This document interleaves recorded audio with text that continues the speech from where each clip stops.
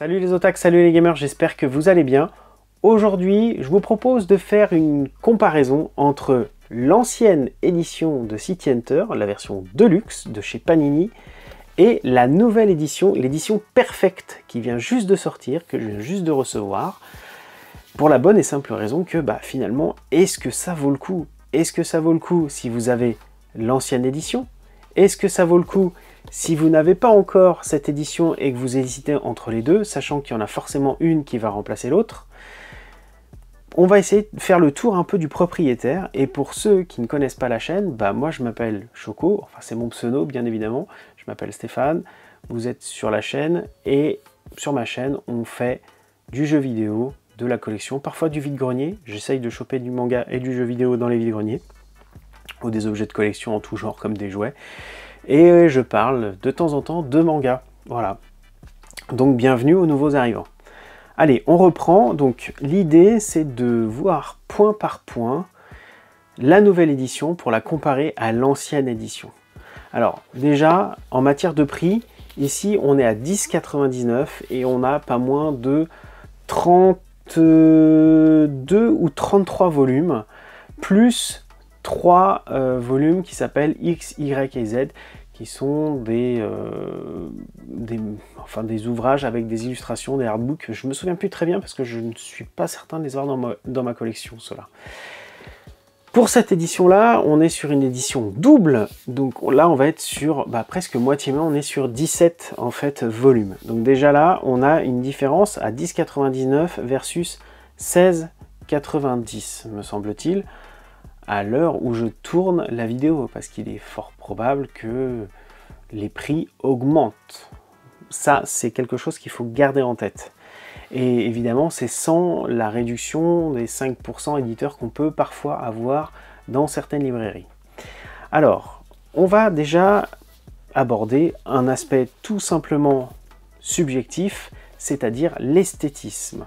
Là, sur cette ancienne édition, pour ceux qui la connaissent, on est sur un blanc crème, blanc jaunâtre, qui peut parfois un peu dénoter dans les mangathèques, il est vrai. Moi, ça me dérange pas plus que ça, je trouve que c'est même sympathique, ça change un petit peu du blanc qui pète, mais bon. Nombreuses fois, je me suis posé la question, on m'a posé la question plutôt, est-ce que ton manga il a jauni? Mais en fait, non, pas du tout. Donc ça, déjà, cette couleur-là, sur l'ancienne édition, on aime ou on n'aime pas, mais il est vrai que ça peut être un caractère assez clivant, même si bon, moi je m'arrête pas forcément à l'esthétisme des jaquettes, j'aime bien le trait de Tsukasa Ojo, et bon, moi c'est un détail, mais je peux comprendre que ça en rebute plus d'un. Alors, avec cette nouvelle édition, on est passé sur un blanc quoi, le blanc neige, avec un petit vernis sélectif de toute beauté sur l'avant, où on voit marqué, c'est marqué City Hunter,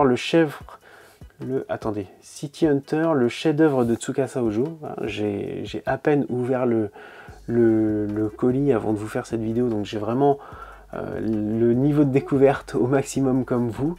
Et ici, on a le vernis sélectif qu'on voit, voilà à peu près, j'espère que vous voyez. On l'a aussi sur le logo City Hunter, on l'a sur la tranche, là sur toutes les parties rouges. Et à l'arrière, ici, sur Kaori et Ryo. Donc ça, c'est plutôt pas mal. Je trouve que la jaquette, elle est assez sympa. Donc, ce qu'il faut savoir aussi, c'est que là, sur cette ancienne édition, en fait, toutes les tranches étaient dans le même design. C'est-à-dire qu'à chaque fois, c'était rouge, le titre, la petite illustration qui était reprise finalement de la première de couverture, et Tsukasa Ojo en rouge avec le logo Panini Manga. Pour cette nouvelle édition double, ce que j'ai vu sur internet, à chaque fois la tranche va être comme ceci, avec une couleur qui va changer, ça va faire un peu arc-en-ciel jusqu'à la fin. Honnêtement, j'aurais préféré, je trouve que c'est dommage, j'aurais préféré avoir une fresque, notamment la fresque qui est disponible sur la version japonaise. D'ailleurs, je me demande vraiment pourquoi les éditeurs s'évertuent à faire, ou à refaire plutôt, des couvertures différentes des versions japonaises. Alors, ok, la trad, évidemment, mais pourquoi est-ce qu'ils nous font ça alors que la version japonaise a une superbe fresque? Ça m'échappera toujours, je comprends pas. Pourtant, il ne doit pas y avoir une problématique de droit, puisque ils les ont les droits. Bon, dites-moi dans les commentaires si vous savez s'il y a un éditeur qui passe. J'avoue, je serais assez curieux de savoir pourquoi est-ce qu'ils font un retravail de design sur les surcouvertures. Autre point, on verra après pour l'épaisseur, on va regarder un petit peu la... parce que j'aime bien faire ça. Je sais qu'Authentique Manga aussi, il le fait, et je suis exactement comme lui. J'aime bien regarder ce qu'il y a derrière en fait les surcouvertures. Donc là, c'est l'ancienne édition. Ça fait bizarre de dire que c'est l'ancienne édition, mais enfin, c'est pas la toute première édition non plus, hein, la version de luxe. Et là, on va enlever la surcouverture de celui-ci. Alors déjà, le rabat, il est immense. Ah bah c'est intéressant, tiens. Alors, il n'y a pas de petite surprise. Il n'y a pas de petites bulles ou de petites cases humoristiques. Mais voilà, là, on va être sur un rabat, on va dire, de compète. Alors, on est sur la thématique du rouge. Donc, il ne serait pas étonnant que pour les prochains numéros, eh bien, nous ayons des rabats d'une autre couleur et surtout un ouvrage d'une autre couleur. Voilà, avec le XYZ. Donc ça, bon, ok, pourquoi pas. Donc ça, c'est une différence notable. Bon, je vais le garder comme ça m'évitera de trop manipuler les surcouvertures. Autre point que je viens de découvrir à la volée, c'est que petit marque-page. Donc ça, c'est la petite attention qui fait plaisir. Marque-page avec la couverture du premier volume. Bon, ça fait toujours plaisir. Ce que Panini fait d'ailleurs sur ses autres éditions perfectes, comme Banana Fish et comme Eden notamment. À chaque fois maintenant, il y a un petit marque-page.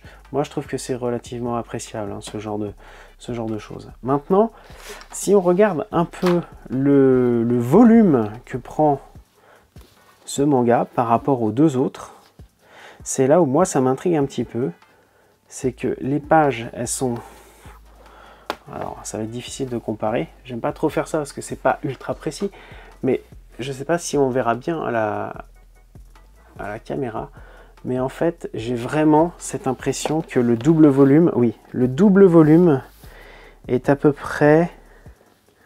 Il doit y avoir quoi? Il doit y avoir... Ouais, c'est à peu près ça. Je suis désolé, j'arrive pas à vous le montrer comme je veux. Ça m'énerve. En fait, c'est soit une illusion d'optique, soit il y a une vraie différence, mais il y a une vraie différence en fait. Alors là, il va falloir me croire sur parole parce que ça va pas forcément être évident à voir. C'est qu'en fait, le volume double de l'édition Deluxe, donc la nouvelle, est plus épais en fait en matière de papier que les deux volumes de l'édition Deluxe réunis. Et là encore, j'ai pas rajouté la surcouverture du premier volume. Donc ça veut dire qu'il y a quelque chose qui fait que c'est plus épais parce que là, on avait la couverture, la surcouverture x2 plus le contenu x2. Et ben malgré cela, on est à une épaisseur moindre. Donc il y a un truc. Il y a un truc qui fait la différence. Est-ce que c'est le grammage du papier? Honnêtement, je ne saurais pas trop vous dire parce que quand j'essaye de voir un petit peu quelle est l'épaisseur au bout des doigts, c'est sensiblement la même chose.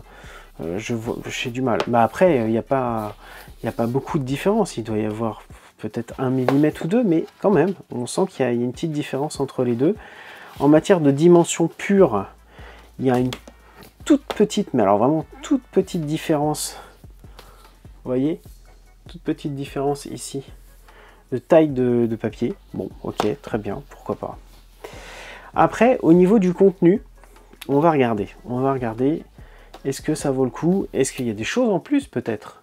Parce que, après tout, si c'est un petit peu plus épais, il y a peut-être des petites choses en plus. Alors, commençons à feuilleter. Donc déjà, on retrouve la première couverture, qui n'est pas dans le même type d'impression, pardon. On n'a pas du tout le même papier, hein, heureusement, puisque là on est sur du couleur glacée et à l'intérieur on retrouve exactement la même chose, à savoir les pages en couleur au début des chapitres. Je regarde bien parce que il est un petit peu coquin ce Rio parfois. Et ce Tsukasa Ojo aussi, par la même occasion, puisque bon, l'auteur n'est pas non plus... Voilà. Donc on retrouve exactement la même chose. Je cherchais en fait la fin du premier volume.